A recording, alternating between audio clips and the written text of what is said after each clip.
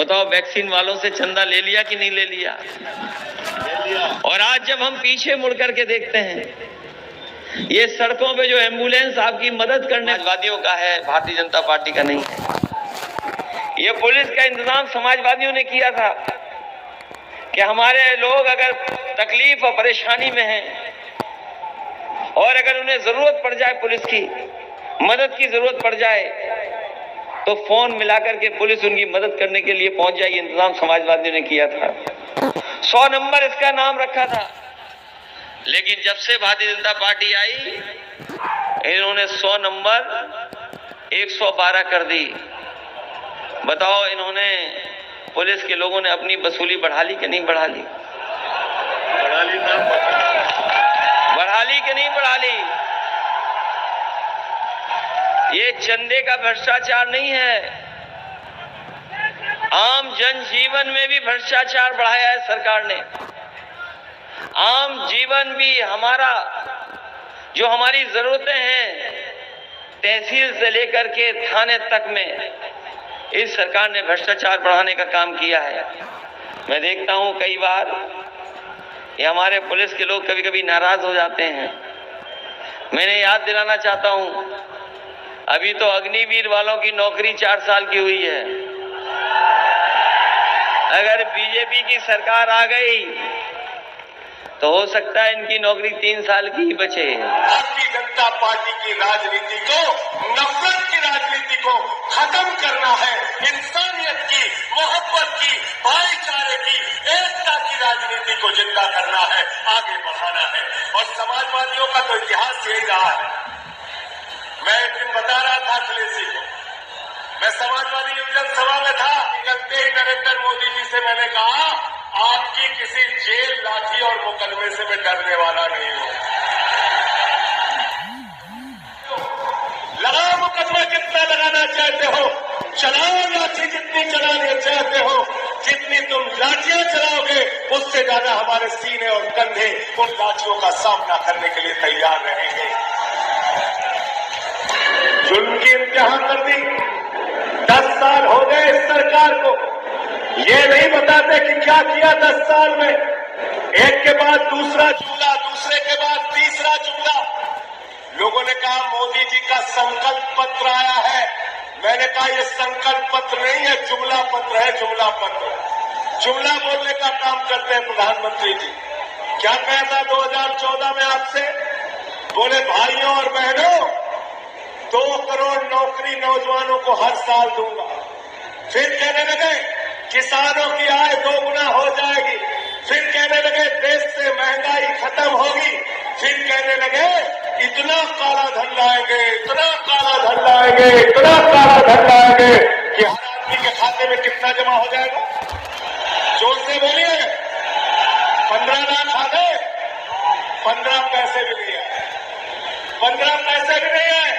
और हमारी माताओं बहनों ने अपने पति से बचाकर जो 1500 की नोट संदूक में रखी थी कि बेटी की शादी होगी तो ये पैसा काम आएगा, जब छोटा सा घर बनाना होगा तो पैसा काम आएगा, कोई बीमार हो जाएगा तो ये पैसा काम आएगा। नरेंद्र मोदी जी ने कहा माताओं और बहनों, यही काला धन है, लाइन में लग के इसको जमा करो। उसको भी जमा करा लिया। नोटबंदी कर दी देश के अंदर, काला धन तो आया नहीं। आप याद रखिएगा, एक ही आदमी को हिंदुस्तान की सारी संपत्ति देते जा रहे हैं, अपने दोस्त को सारी संपत्ति देते जा रहे हैं। कोयला उसी के नाम, स्टील उसी के नाम, सेल उसी के नाम, रेल उसी के नाम, बिजली उसी के नाम, पानी उसी के नाम। उस आदमी का क्या नाम है आप सब लोग जानते हो ना? मोदी जी का दोस्त क्या नाम है? जोर से बोलिए। ये चुनाव विचारधारा का चुनाव है।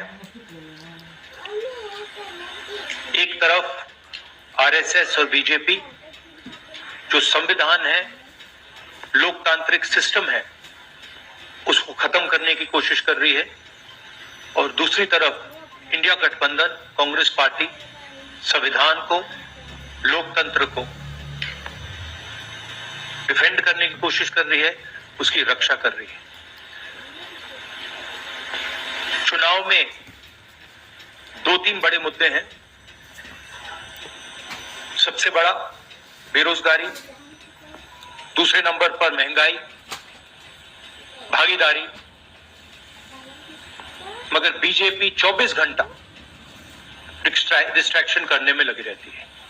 कभी प्रधानमंत्री समुद्र के नीचे चले जाते हैं, कभी आसमान में सी प्लेन पे चले जाते हैं, मगर जो मुद्दे हैं उनके बारे में ना प्रधानमंत्री ना बीजेपी बात करती है। कुछ दिन पहले प्रधानमंत्री ने ANI को बहुत लंबा इंटरव्यू दिया, स्क्रिप्टेड था मगर फ्लॉप शो था। प्रधानमंत्री जी ने उसमें इलेक्टोरल बॉन्ड्स समझाने की कोशिश की। प्रधानमंत्री जी कहते हैं कि इलेक्टोरल बॉन्ड्स का सिस्टम ट्रांसपेरेंसी के लिए लाया गया, राजनीति को साफ करने के लिए लाया गया। अगर ये सच है तो उस सिस्टम को सुप्रीम कोर्ट ने रद्द क्यों किया?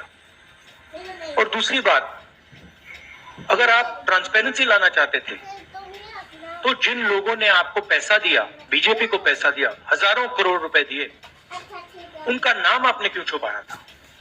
और जिन तारीखों पे उन्होंने आपको पैसा दिया उसको आपने क्यों छुपाया था? पता लगता है हजारों करोड़ रुपए का कॉन्ट्रैक्ट किसी कंपनी को मिलता है, उसके एकदम बाद वो कंपनी बीजेपी को पैसा देती है।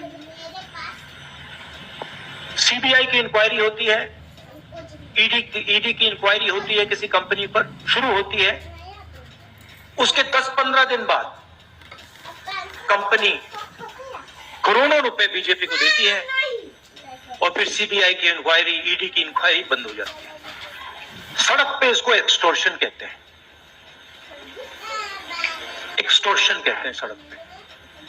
तो ये जो है इलेक्टोरल बॉन्ड्स का जो स्कीम है, ये दुनिया का सबसे बड़ा एक्सटॉर्शन का स्कीम है। हिंदुस्तान के सारे बिजनेसमैन इस बात को समझते हैं, जानते हैं, और प्रधानमंत्री जितनी भी सफाई देना चाहें कोई फर्क नहीं पड़ने वाला है, क्योंकि पूरा देश जानता है कि प्रधानमंत्री भ्रष्टाचार के चैंपियन हैं। धन्यवाद।